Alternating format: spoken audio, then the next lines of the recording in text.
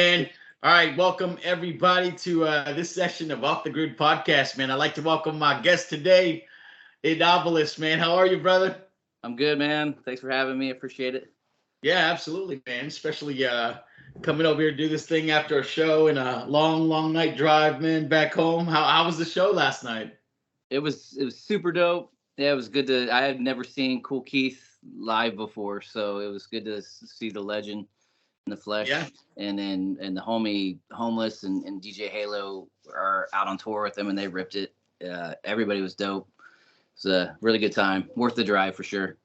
Yeah, absolutely, man. I think it was one of the legs on the Black Elvis tour, right? So correct. Yeah, they've been adding dates to the tail end, so now it's like the halfway point as it stands right now. I think they've done like 12 shows and have 12 left. So okay, it's right around midway point, unless they add more. But I think as it stands right now, it's looking like about 24 dates total. awesome, man. Well, hey, let's get into it, man. Can you just talk to me a little bit about yourself? Tell us where you're exactly from and how long you've been doing music. Sure. So I'm currently in Logansport, Indiana. It's north central Indiana. I grew up in a small town called Winnemac, which is north of here, about 26 miles, 30-minute drive from here. Even smaller town yet, a really small community. So yeah, I born and raised. I got around a little bit when I went to university and the military, but this is home. Yeah, you didn't know we had that connection, did you? Yeah, no. So you spent some time in what service? Marine Corps. Oh man, always a Marine, man. That's crazy. So where'd you do your time at then? I was a reservist, so I did. Okay. I went in '94. Okay. Right after I graduated high school. Yep. West Coast. We went to MCRD in San Diego for basic. At the time, they had this 92-day reservist program, so I went to basic, and then after basic, I graduated on Friday, and then on the following Monday, started university at Ball State here in Indiana, Muncie, Indiana. Okay. Following summer, went back to my MOS school, which was 29 Palms for communications field radio operator. Crazy. I'm way familiar with that area. All right. Well, hey, dope. Thank you for your service.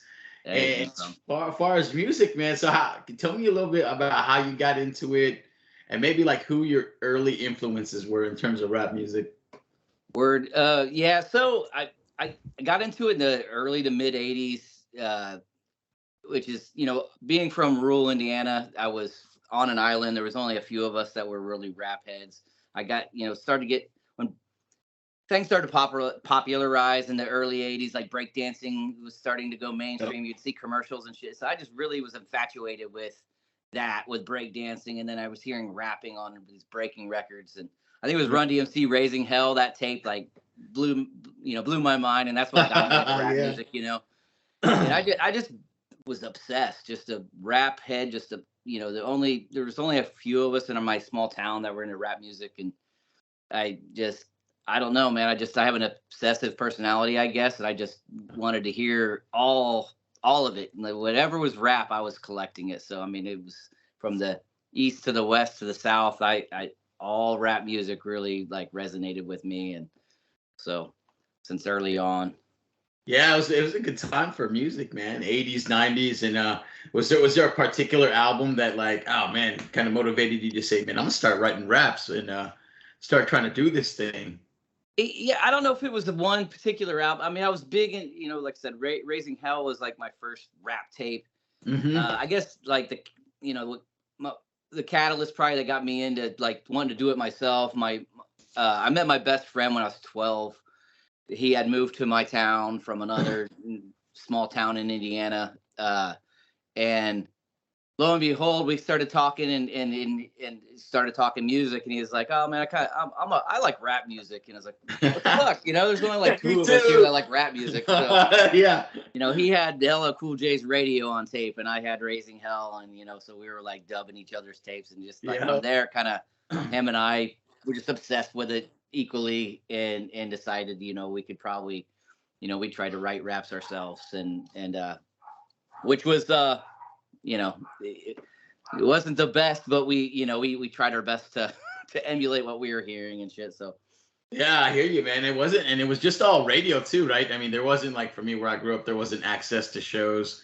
It was just stuff that I was lucky to hear on the radio. Was it the same for you? Yeah, absolutely. I mean, Yo MTV Raps, when it came to, that was like our, that was our, what do you telescope into urban culture and hip hop from our perspective. So we got it was mainstream for sure.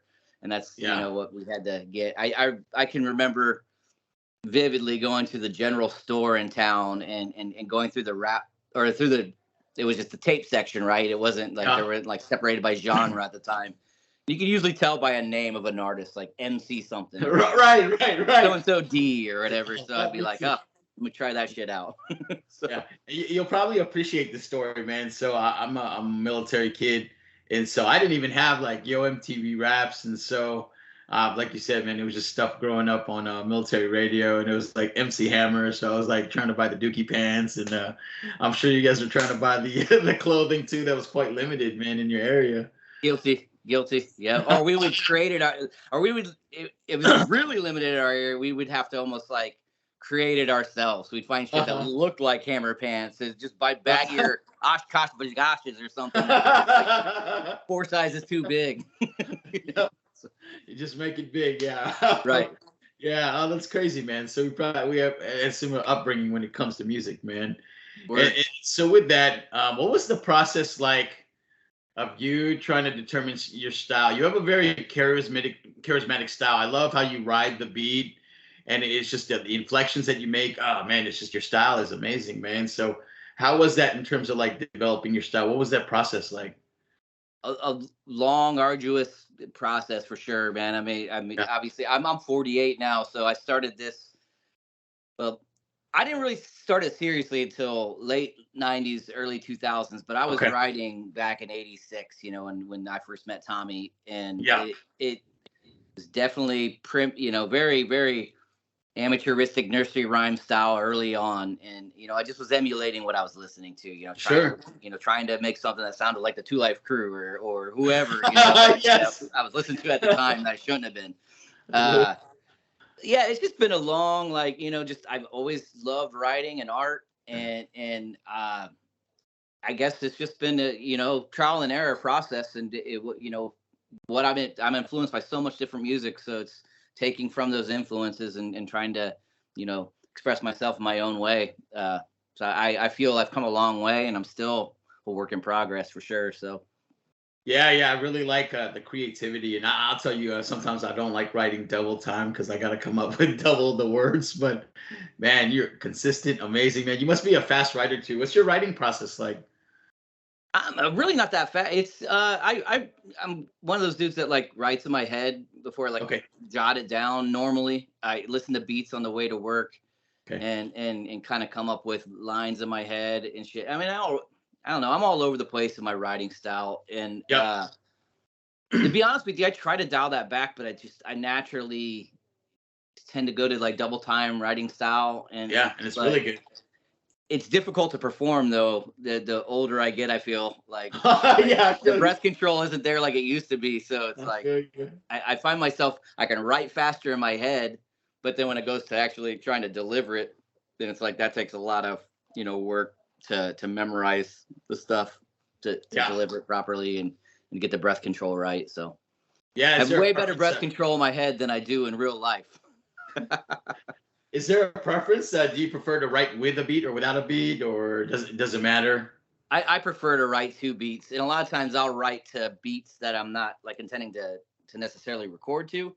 Just like if I don't have any beats I'm sitting on to work on, I'll find myself just putting on instrumental albums so I can write things. So in my mind, I'm very wandering. So like if I don't have a beat to kind of keep me confined, I'll find out that the structure just doesn't work when I try to put it to a beat. Like I can. So I don't make my own beats, so I have to count on like I can't really work with people that that anyway. So yeah, I Yeah, it normally makes write. sense. Yeah, because your lyrics they hug the beat really well, and then as mentioned, the inflections like they just like go up and down with the beat. So yeah, it works really well, man. So awesome, man. Appreciate that. Well, good, man. Did you have like I mean, it's a long process. You've been doing it for a long time now. Were there any challenges in terms of like just of you becoming an MC, or was it just was it smooth process, and did you stop and have breaks, or has this been like a full 20-year ride? Definitely had some breaks along the way, and it wasn't easy. Like I said, my environment didn't make it super conducive to be an MC. Yeah. Beyond when we first, like I said, when we started in '86, there was our only influence is what we heard on Yo MTV Raps or the tapes that we were listening to. So I had no clue of how rap music was even created. You didn't have YouTube or anything or any influences locally that we could look to. There was no peers to show us how they sample or create sample based music. So the early years in the 80s when I started, we were just jacking instrumentals from the B-sides of cassettes and rapping to those. And we were using, boom boxes, like a boom box to play the instrumental here and another one over here to record our vocals. Oh, I did that. Yeah. So we did that for years. And like I said, I didn't really start actually recording or taking my artistry seriously until the late 90s, and when the internet became prevalent and I got my first computer and first DAW. So it was like I said, fast forward, that's a almost 10-15 year gap of writing a lot. Always had these ideas in my head that one day I want to meet a producer and I'm gonna put these raps to work. I think we had like in the 80s, I had I think 2 original things that weren't, stolen beats. And I linked up some high school buddies that had access to a studio in a church, and they were rock guys and could play keys and stuff. So they made some real primitive Casio beats for me and Tommy to rap to. But yeah, it's a long, arduous process. A lot of challenges just being where I'm from. Even when I did start getting into recording, my own music and coming up online and being official, getting shows around here was really difficult too. Oh, good point. Where I reside, there's not a rap scene in this area. I was going to college towns, Lafayette and in the city, Indianapolis, which is 2 hours from here to play shows. But luckily I linked up with some, in my heyday, some folks that were doing it in the city, but I always had to drive, a ways away just to play shows and shit. I didn't have never had a local scene around here. Yeah, has that evolved since then? Now, is it a little more different? Has it popped up now, or are you still having to go to the bigger cities these days? To a degree, and so I've taken some break. I have a family. I have a full-time job. Yep. I would say the early 2000s, I was, kind of pretty serious about it when I got involved in the label. And then I took a bit of a hiatus when the kids were in school and younger. And then just recently, in the last few years, I started getting back into it more. Right before the pandemic and stuff. Started coming out of my shell, and it's like, man, I'm getting the itch again to get creative. Yeah, that's right. So it's posing a little bit of a challenge because I've been out of the loop, and all the old, crew and stuff in the cities I used to play shows with, they've moved on and are older now, and it's always these different waves. But locally, there's some creatives that I've been working with that are not doing rap music, but there's some creatives here in the town I live in that I've been linking up with, and I got some shows on the docket. So I just played a show last weekend at a barn here in the middle of nowhere. Some homies I've known since high school. It's a family of artists, from the dad, the uncle, the brothers, all of the cousins. All of them make music, and they have a really cool studio in a barn in the middle of nowhere, and are really receptive to what I'm doing because they love experimental music and stuff like that. So. I've been collaborating with those guys. So there's a budding little scene here of non-rap music, and I'm just kind of trying to, insert myself into it because it's all, art. So cool, man. Well, hey, man, it's awesome, man. And I feel the same way, man. If it's it doesn't necessarily have to be rapping. It's just art, man. So it's fun to connect with other musicians and just do stuff with other people, man, that do different things, man. I did that for probably 2 albums ago, where I just hooked up with folks that didn't rap and just kind of created an album based on what they did and all different styles. So yeah, man, that's super awesome, man, that you did that.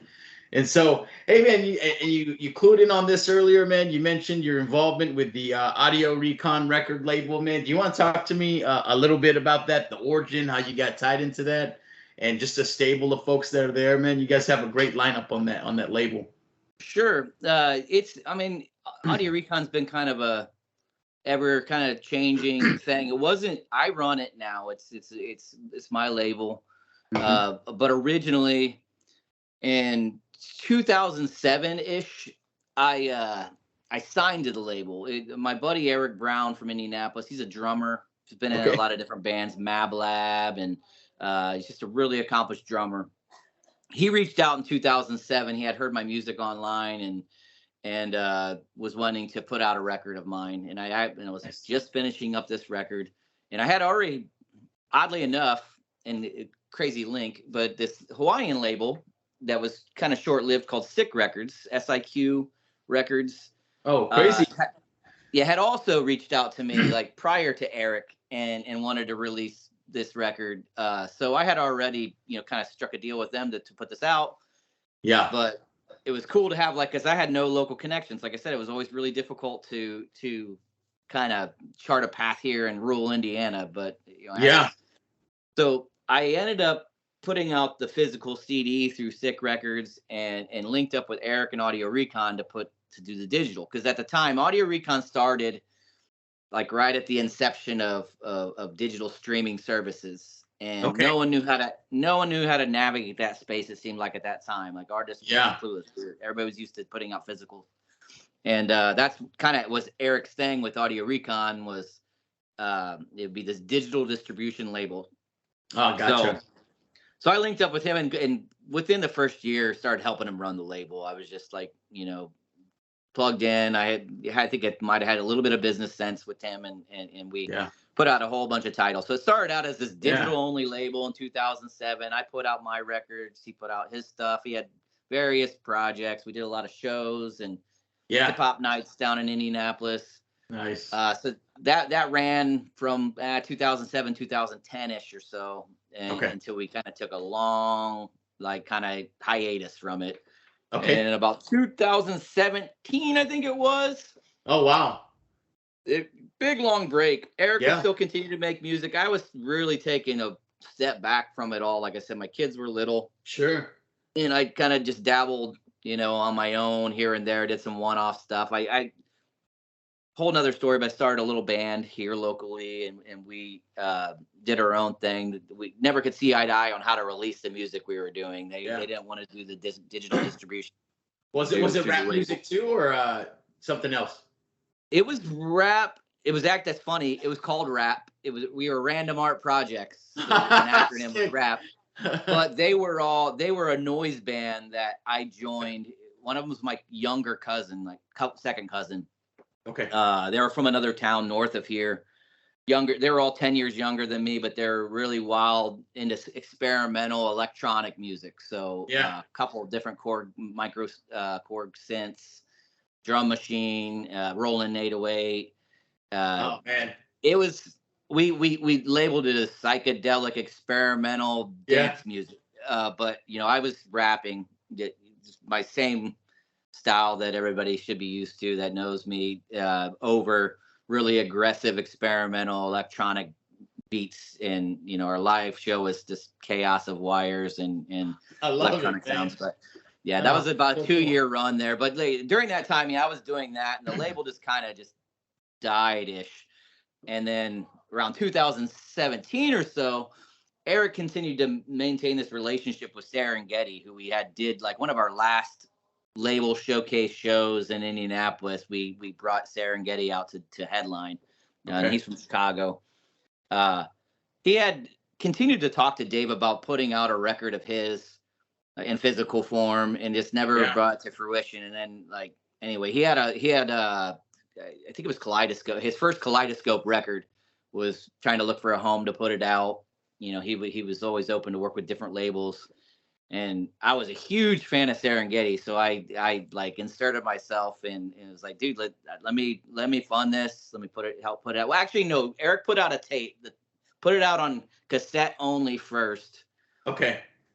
There was no digital, and he did this like 100-piece run of cassettes, and then you know, he wanted to do a vinyl, and somehow I got involved and was like, man, you need to run with this. You know, Serengeti's got a large catalog of all this stuff we could put out. Yeah. So started dabbling with like lathe cuts and putting out stuff like that. I just essentially hijacked the label and started putting out these lathes and stuff. And Eric just like, man, just run with it. He's like, he wanted to do other stuff, and I just wanted to put out this left field rap shit. Yeah. And essentially he just handed the reins over to me sometime around that, you know, 2018 era. And wow. Okay. The rest is kind of history. It's hard to call it like, you know, a roster of artists. I just try to facilitate projects. That's great. We don't necessarily have a defined roster of artists. You know, I work with our independent artists who want to put their shit out physically, and you know, that's kind of the name of the game. So yeah, I love it, man. A lot of great projects. I really enjoyed Robe stuff, and then I know you got some Gel Rock stuff on there, but just a good collection of music in general. So that's really cool to be a part of, man. So wow, that's awesome. Yeah, I mean, things beat everybody involved. Like I say, I run the label, but if it weren't for Sean at Ooh That's Heavy Records on the West Coast, I wouldn't have the links with Gel Rock and AWOL, and he's really tapped into that West Coast scene and had brought all those dudes into the fold, and Rove and all the guys in Canada. Rove was a supporter of early on of the lathe cuts I was putting out at Serengeti.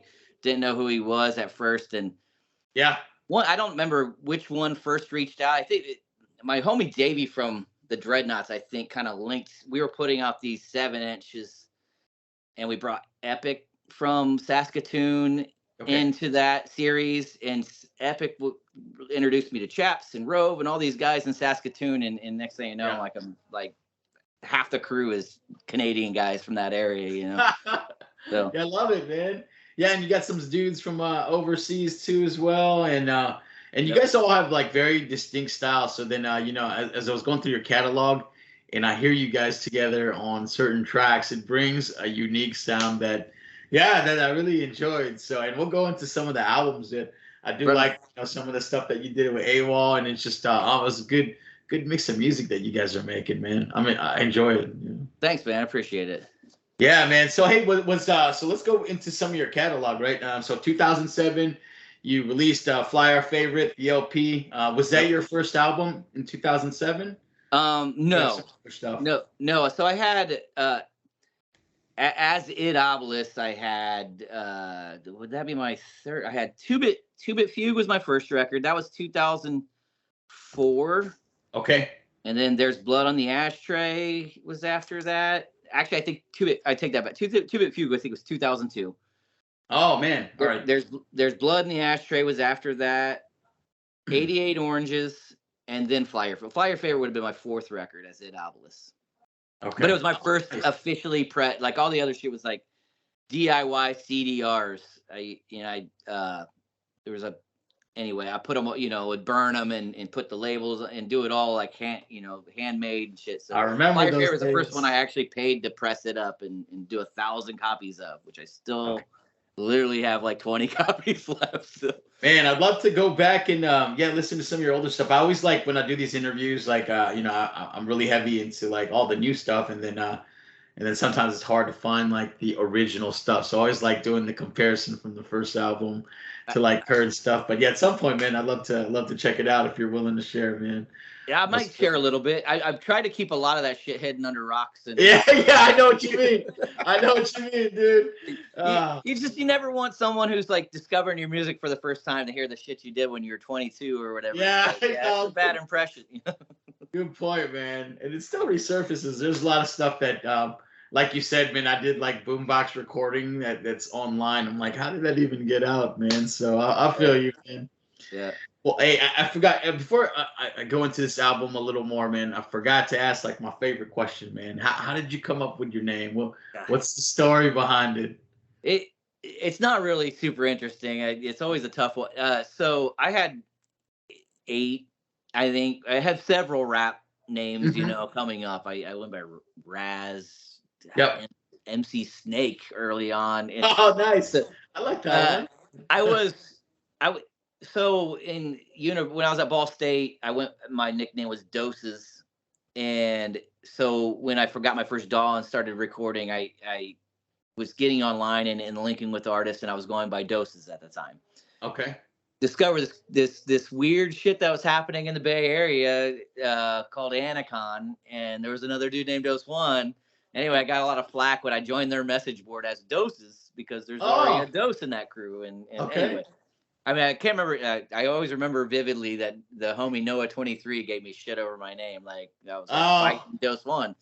And I had my name. I had the name before I knew who Dose One was. But anyway, so I changed it to Infrared Doses. Yeah. It was a play off of this Grateful Dead song, Infrared Roses. Okay.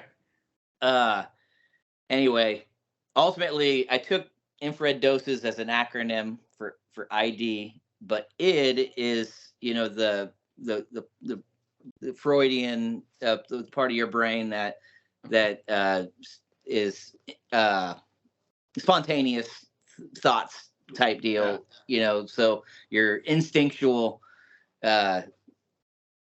part of your brain. And Obelus was the division symbol that they used in ancient manuscripts to indicate a questionable phrase that or something that was not truthful or whatever. So it's kind of like a contradiction thing. And I was really big into stream of conscious writing and stuff like that. So it was kind of a weird way of a dumbass rap name, but it's the one that I finally landed on, and then started putting out stuff, and then you could never change your name. It's never a good idea. You kind of brand yourself, and people hear you, and if you rebrand, then they forget, so. Yeah, I saw the division sign, and then thanks for making the connection, man. So, I love it, man. And since you told that story about like the dose thing, man, I haven't shared this either, man. But as I was trying to come up with my name too, so it's a character from a movie, right? And so I used to get flagged for like, hey, is that dude even from Memphis, Tennessee, man? Why is he using that name? I was like, and I remember I got into an argument with somebody on one of the boards. I'm like, hey, Dr. Dre's not a doctor, and Snoop Dogg is an actual dog. So that's pretty funny. Internet trolls are going to internet troll, man. Yeah. So, hey, man, that's great. I remember seeing your name coming up, wondering, like if you're related to Memphis Bleak. See that too, probably. Yeah, I'm sure if he caught wind of that, he'd probably ask you to, man. So, that's hilarious. Hey, so since Fly Our Favorite was the first album that I got into it, can you talk to me about the making of that album? And I told you in the beginning, man, your delivery, man, so charismatic, and I love the way that you deliver your verses, man. But what was the process like? And so that was probably your third or fourth album by then. But what was the mind state you were going through? Yeah, that one I really felt like I was making my magnum opus, because I had done these 3 previous records that were really just bedroom collage pieces. I've always big into like collage art, abstract art, stream of conscious stuff. So I was always like trying to make these sort of moving pictures with my music. And with Fly Your Favorite, I had met a lot of people online, that dope artists, dope producers. So I had this kind of treasure trove of artists to work with that were like just, all uber creative. So that was the first record I linked up with the Dreadnoughts. It's like my crew to this day, from Pittsburgh. Yep. Oblio was very, very, very involved in that record. I made some, I know I recorded, I would say half of it at home in the home studio, and half of it I went to Pittsburgh and recorded in Oblio's studio. Oh, fantastic, man. So he was instrumental in putting that record together with me. A lot of the pieces were, his post-production work. I would send him like things to sample, and he would flip it and stuff. So it was a lot of back and forth between me and Oblio and the other artists involved. There was other producers on that, but was able to take my vision and sort of make it cohesive to a degree, I guess. Yeah. That was another thing with my, early works, most works, is I would be working with multiple producers, and then to try to take, multiple songs from multiple producers and make it into a cohesive record can be difficult. Yeah. So it's a lot of a lot of songs getting scrapped, and songs. I would say in hindsight, that record probably should have been half the length. I think it was at the time I thought I was really onto something. Now listening back to it today, it could have been shortened by probably half the length it was, but yeah. Well, that was you put that thing on you put that on a physical piece, man. That was really cool. And my favorite tracks on that album were 16 Pounds of Grain. And then I really like the Tokyo track, but 16 Pounds was dope. I Don't Eat Most Dead Animals. And oh man, that was great. And then Tokyo was probably my favorite track, and your wordplay again was just mind blowing, man. Thanks, brother.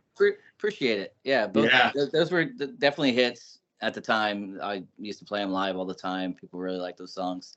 Sad to say, I've had my battles with the 16 Pounds of Grain was my soapbox vegetarian rap. That's right. Are you a vegetarian or? I currently no. Okay. I've been back and forth. At the time I had been for a year. It lasted about 3-4 years, and I've backslid a bit. I try to eat, I try to be vegetarian when I can, but we're doing this keto thing now. It's difficult. I'm sorry. Yeah. Hey, fantastic album, man. And so, okay, 2007, you were rapping in the 90s. And so real quick, man, and I do this a lot too. I self-reflect and just think about the way that I've changed. And so how have you changed since 2007 in terms of like the way that you develop your topics or just your style in general, man? Where do you think you're at in mind state? Like, what kind of topics do you chase for these days, or do you just kind of let the beat decide when you hear it? Yeah, I'd say it's a lot of letting the beat decide, which was the same thing I was doing back then. I think I'm a little more mindful of what I'm putting out into the world. Like, I think, I try a lot harder to, I'm not a kid anymore, so I don't want to write anything super cringeworthy. I used to try to. I think there was a bit of trying to get some shock and awe out of the stuff I wrote back then. Like, well, that line will make them like, what the fuck? I ain't never heard that in a rap before. And it's like less about that and more about making a cohesive song now. Like the structure of the song is a lot more on the on the brain nowadays. It's like I'm not just word vomit like I used to be. Which I think a lot of my songs are just all over. I don't know. Maybe it doesn't come across that way, but there is a lot more effort, I think, into just making great songs now, and less about just getting my billion words out onto a record. So no, it's clear, man. The maturity through all the albums is quite evident too as well. So yeah, I've enjoyed a lot of these tracks, man. So it's amazing. And I know you mentioned you don't produce, but I have to ask, did you ever try to produce music at all at some point?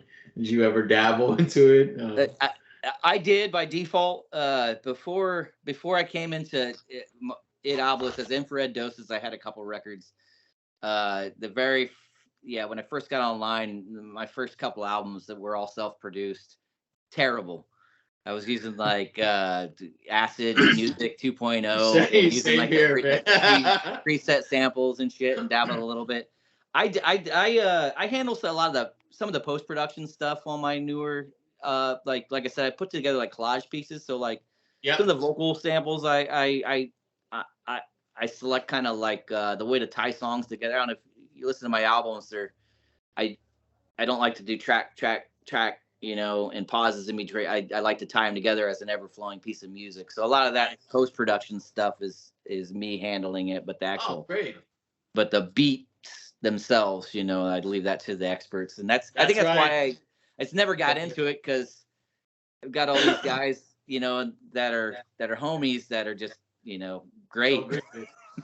You got like anomalies like Rove that's been doing it for 2 years and sounds like that's what I'm saying. 2 decades. Oh, dude, I'm like, man, that's not even fair, man. He's so talented, man. And I was like, You only been producing for 2 years when you released Poke the Bear. That was mind blowing too. But yeah, that was crazy. This guy, I mean, I just met Rove in the last couple of years. He shines it. Obviously, everything he does, like, and I've heard this about him, like, yeah, everything he touches and he wants to do, he masters. So good.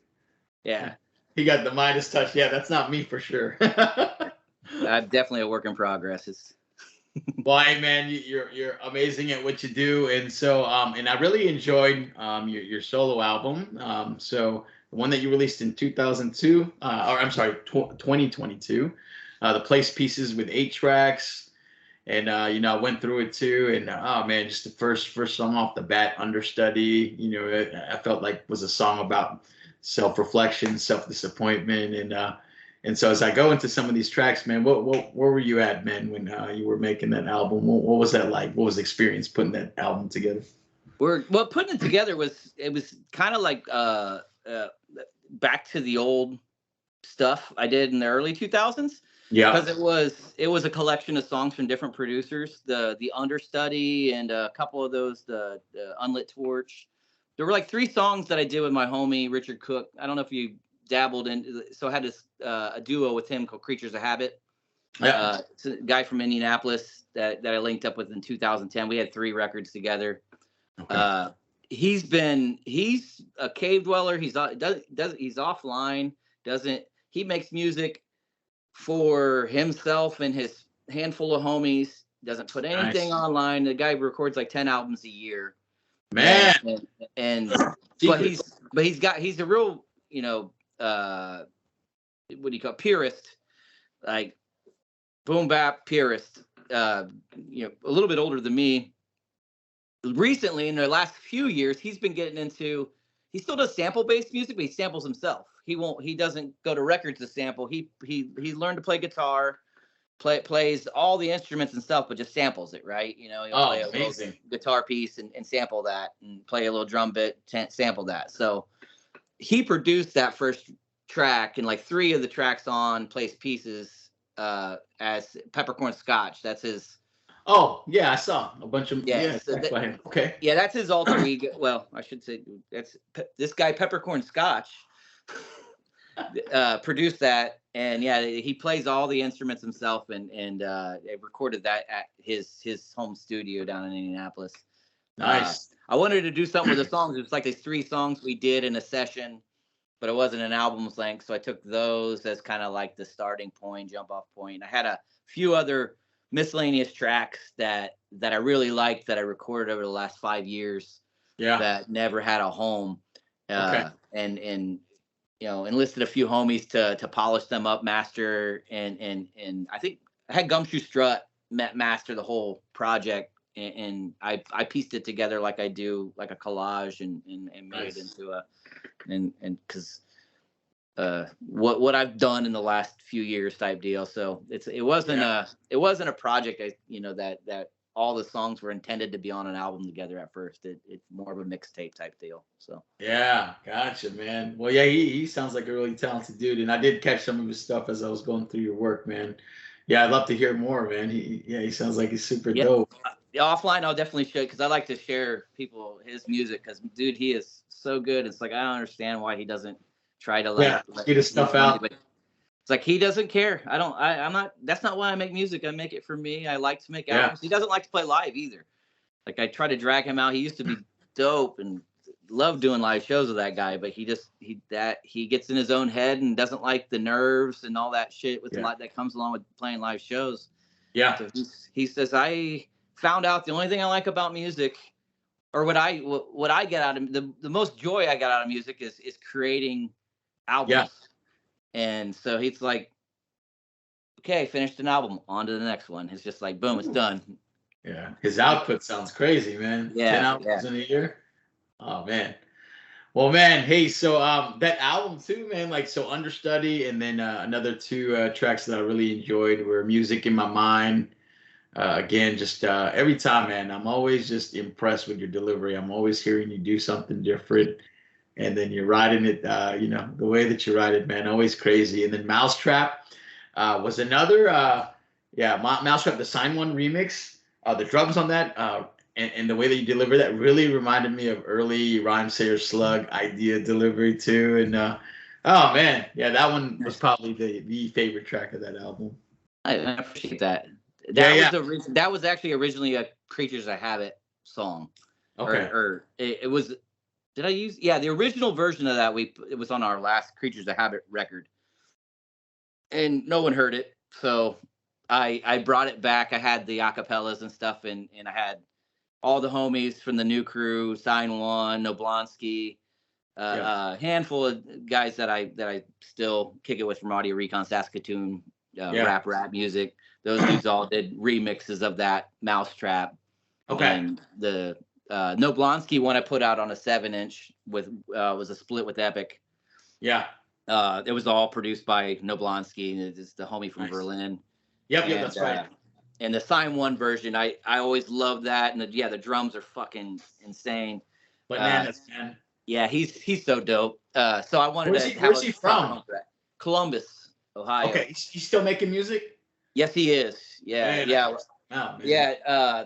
Matter of fact, you should check out. I put out a record on Audio Recon, his last record, The Mighty Highs and Lowly Lows. Oh, super man, good. Okay. Let me just so you familiar with? He came up with. You familiar with Bluebird? Oh, I mean, from Ohio too, or? I don't know where he's in Florida. No, I think he's originally he's in Florida, and I think he's from Florida. Dude, but they all went to Full Sail together, and him and Bluebird and used to be Philco, but now goes by Doug Yuck. We're in Jerk Circuit in the late 90s. They're just this dope experimental group. I gotta look up, man. Yeah, Sign One's got a dope catalog. He's got a few things out on the streams and stuff. But he's a talented producer and rapper. Oh, he raps too. Oh man, yeah. I'll definitely hop on and check it out. Oh, yeah, man. he's really good. Yeah, and he's insane engineering too. If you ever need mixing and mastering, he's the go-to guy. He's really good. He's not the go-to. I have D-Ski's also the go-to guy. There, I have a handful. Dude, another staple in the game, man. Yeah. Right. Yeah. Okay. Yeah. Sign One just he blew me away with that track too as well. And then Word. Didn't help that you killed it, man, and flipped that crazy double time style. Just it was insane. So thank you. Really dope album, man. The next album that I went into was Hoosier Apex, man. So Breakfast of Champions that you released this year had 4 tracks with, and I hope I don't butcher the name, Branimal, Rich Cook, again, who you referenced, and Ace Ha. And so the intro had me cracking up, right? You know, it was like, hey, what is a Hoosier, right? And I was like, fuck, I don't even think I know what a Hoosier is, but I know it's somebody from Indiana, right? Right. And so I thought that was great, man. It set the scene, and it was a good product. Before I go into the songs, man, do you want to talk to me about the how that combination came together, or just the concept behind it as you were putting the project together? Sure. It was actually a reissue. We put that out, and so that was from I think 2008, 2010ish maybe. So that's great. Sound right. Anyway, it was definitely it's a reissue. All 4 of us are from Indiana originally. Okay. Ace Ha's actually on the West Coast now. He lives in LA, Hollywood area. All right. I knew Branimal and Ace Ha are a couple years. All 3 of the dudes are a couple years older than me. I guess I lied earlier when I had no influences. At first, I didn't have any influence, but when I went to college. When my older brother went to college, he also went to Ball State 2 years before me. Okay. When he was in the dorms, he's like, hey, there's these 2 guys in the dorms that rap. They're super dope. Woo! You would really like them, you know? Yeah. And so I came to their, I'd come up to, or down to Ball State and party with my brother. And he had these guys that from his dorms that, they'd come to their house parties and rap. And it was Ace Ha and Branimal. They were in I can't remember what the name of their crew was at the time. So I was like, and they were really good. They were way better than I could imagine at the time. And that was my first introduction to those guys. They didn't know me from Adam, but later, fast forward 10 years on the internet, I was able to link up and reach out to these guys. And that's great. And tell them who I was. And they dug my music, and somehow we connected. And so Hoosier Apex came this project that we all, kind of did online together. Even though we're all from Indiana, we did it all online basically. And it's a 4-song project is all it ended up being. You know, it's like to bring it to fruition. That's all it ended up. I think we had like a 5th song and just never. It kind of fell flat, never happened. But I believe the concept was each of us picked a sample for each of the songs. So like the last song on it was a sample I had picked that they wanted to be the core melody of the song. I was like, yeah, and conceptually, I think I came up with all the concepts. It was kind of, I think I was the driving force to put the record together. Okay. I pieced it together and did all the post-production afterwards, but it was Ace Haas production. Yeah. But it was, just 4 Indiana guys linking on, to put this project out. And we're trying to sort of be, a public enemy of the now, like what was going on in our worlds, like on the news, topics that resonated at the time. So. Yeah, so that's funny that you mentioned that, because I think you're really good at addressing the social issues that are ongoing, and you actually do that in all your albums. But the first track, Bullets and Beans, it looked like it was a song that talked about gun owners in general, and I may be off, but just the way that you attacked it and the theme of the song, and just really hit, man. I really enjoyed that track. Yeah, so Bullets and Beans, I mean, here in this, and I'm sure it's all across the USA in rural areas and stuff, you get a lot of prepper types. Within my family roots, I know everybody here knows somebody that's a prepper or is ultra paranoid of the government, stockpiles guns and thinks that they're gonna protect themselves from the government tyranny, it's a kind of smart ass response to that mindset that like you're not gonna be able to protect yourself from the technology our government has if they wanted to turn on you. So, no, I love that, man. Not your normal topics, man, and you guys just delivered it with finesse, man. That was great. And then shout out for your Buffalo Wings song too. I was like, yes, man. That was great. Upbeat, dope beat, and it was just a fun song, man. I pledge allegiance to the flag, football, laser tag, lazy people, crazy people, 80s circa having dads, man. Yes, sir. Once again, man. Always mind blowing, man. So thanks, really fun album, man. And those were my 2 favorite tracks. And so I'm glad that you resurfaced it. Did you press it on anything, or it was just a digital re-release? Yeah, it was actually the first. I think that was the first lathe cut I did as when I started getting back into the audio recon and putting out lathe cut records. So there was a CD, and then when I did when we first put it out, we did a CD, 4-song CD. Like, I don't know, we weren't trying to rip people off. It's just all the songs we had. So, it was like 16 minutes, right? So it should really have been a half of a record, like a split with somebody. But and then I did a little 10-inch lathe cut of it, limited run. I thought maybe 15, 20 copies, and I packaged it with the CD when we put out the physical. But that's not in existence anymore. It's just only in digital form at this point. Yeah. Are you? Do you do the art at all, or do you outsource the art as well? Because your art on that project, I did the art. Oh, nice. Okay. Yeah, the cover and all that, I put that all together. That was all me for the most part. I mean, I collaged like some there was some interior art that was like pictures of, because we did it separately. So I had like Branimal and Ace Howe were a group together, right? And they were Mad West after when I met them, and when they were in college, they were like 5 Star Industries, and then they actually signed to a major briefly, EMI, as Mad West. And so I actually took one of their press photos, and then took a press photo of me and Cook as Creatures of Habit, and like mushed it for the interior art, but it was all me, like Photoshop shit. So, man, well, it's cool, man. I enjoyed the art that you used too. Cool, man. Awesome project, man. Glad that came up again, as mentioned earlier. And then I got into your album that was released in May that you did with AWOL 1, the Fresh Air EP, which was also ridiculous too, man. The coffee song, brew that shit, man. Hey, that was fun, man. I really, like I said, I enjoyed the topics, man. And before I go into it a little bit, do you want to talk to me on how that album came together? that was another one that I enjoyed in terms of like hearing you mesh with a different style too. AWOL's got a distinct style too, and Right. the combination of you two, just magic, good chemistry. Yeah, I have to give it up to the homie Rove being the catalyst on that. It started Yeah. out as I think a one-off song or two. It was, the base of that was I can't remember which one we did first, whether it was Rap is Art or First Thing. It might have been First Thing, the coffee song. Yeah. And he's like, "Yo, I'm gonna get AWOL on this song." I was like, "Fuck yeah." I'm into that idea. I was a fan of AWOL, hadn't met him or anything and talked to him before that. So it was, it was all Rove.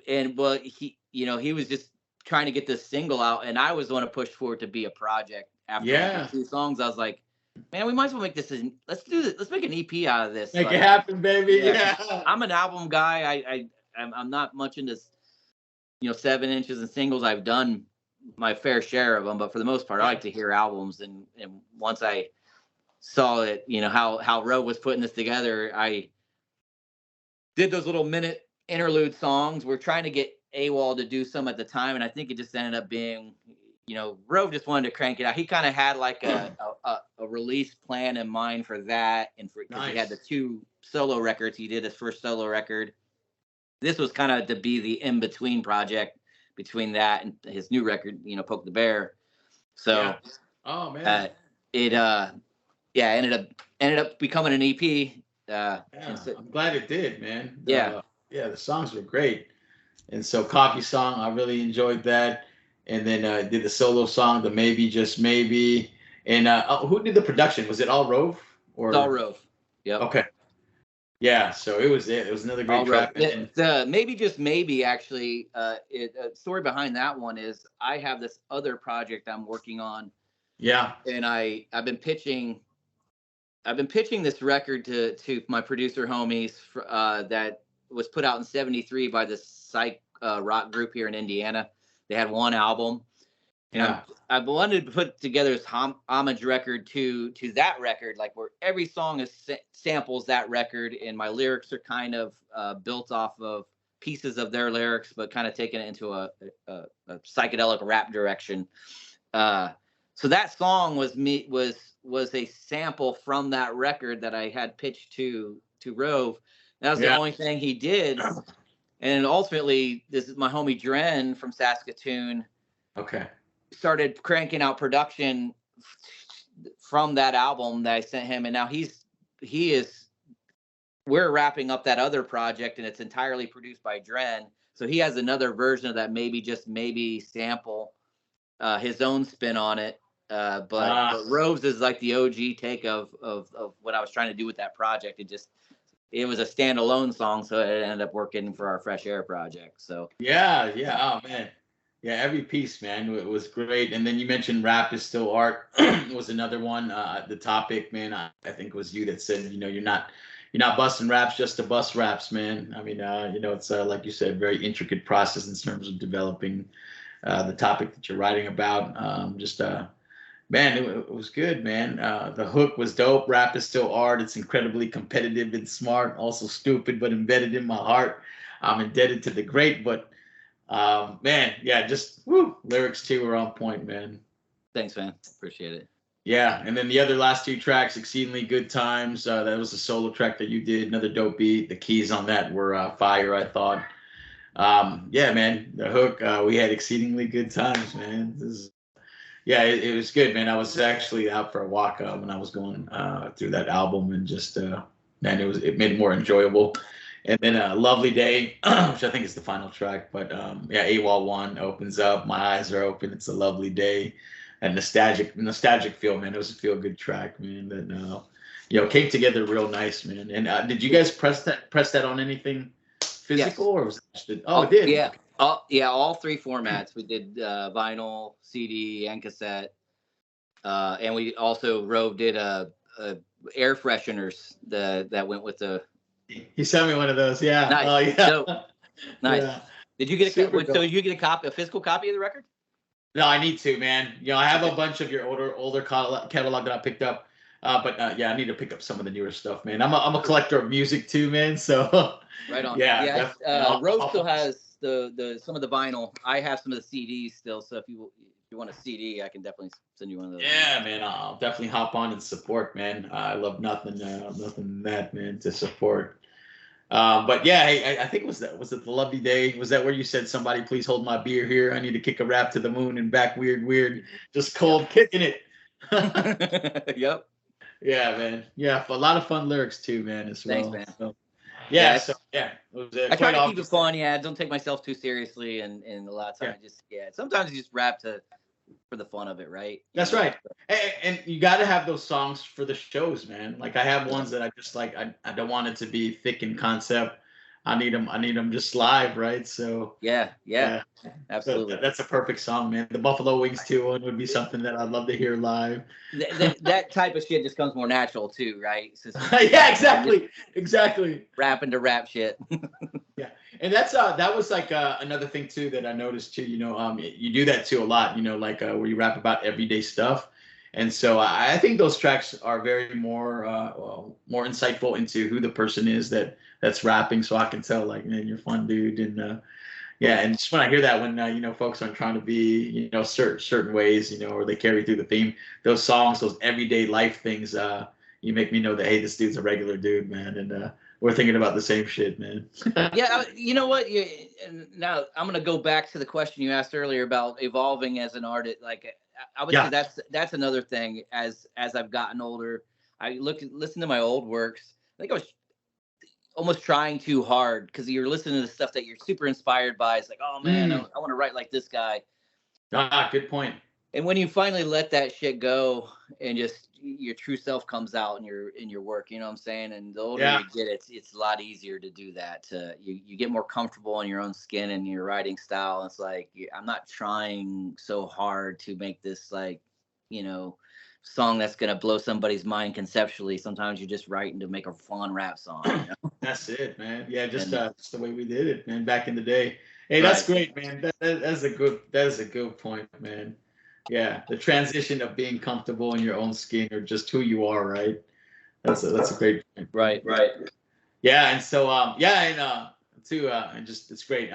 Anytime we've interacted, you've been very cordial and just a real good guy too. And yeah, so I appreciate that too, man. It's always great to meet a fellow MC who's got a dope personality too, man. They always say like never meet your heroes, and I've seen that in some cases where I'm like, oh man, dude. Likewise, better to meet this guy, man. So you're definitely absolute pleasure to meet in person, man. It was great. Right on, brother. Same. Well, yeah, it's quite obvious that I still have more of your work to go through, and I'll certainly do that. But I took a big chunk of it, and man, really enjoyed it. But man, you mentioned you got a full-time job, you got a family, you run the label, you make music, and you strategize on when to get these projects out. But what do you do for fun, man, when you're not making music? I'm an artist, so I like we talked about earlier. I do dabble in visual arts as well a little bit. So I like to doodle. I've got arthritic, so it's not as easy to do art, but I like art. I like getting outdoors, hiking and backpacking. Yeah, I have a crew of homies that they're actually a bunch of them are on a backpack trip this weekend. I like to cycle, get some fresh air, exercise. Yeah. So. Very cool, man. Well, Indiana's probably the place to do it too, man. A lot of beautiful places to see, and I'm sure you guys have some phenomenal hiking spots out there. Yeah. You got to get out in the flatlands of Indiana. It's okay. There's some nice places to ride the bike here in Logansport. Okay. But when it comes to camping, I gotta go to where there's hills and I'm in the flatlands up here. So. Oh, gotcha. But I like to travel a lot. Okay. I don't know if you've noticed from my Instagram, I get around a little bit when it comes to going to finding ways to do vacations around rap shows and shit. So, that's right. My wife and I like to travel a bunch, so I find ways to sneak rap into those travels. Awesome, man. Well, hey, find your way to Hawaii, man. You're due for a trip this way. I am, man. That's been a long minute. I did an AT out there when I was in the military. It was first time I've been out there. Yeah. Yeah. Was it on Honolulu or was it on Big Island? The Big Island. Yeah, that's what I figured. Yeah. Yeah, we did a 2-week exercise out there. Can't believe that's Kona and Hilo, right? That's right. Yeah, they got that training area out there. Yeah. Well, yeah, you definitely got to come on the other side. Well, man, I'll be here for another 2 years. So if you find yourself here, man, I'll take you out for some Hawaiian grub, man. And, Word. Yeah, out, absolutely. I have to hit you up for that. Yeah, very cool, man. Well, hey, with that, man, any other special projects you want to highlight that you got coming up that you want folks to know about? Sure. I have, that project I was telling you about with Dren coming out, should be tentatively titled Safer Easy.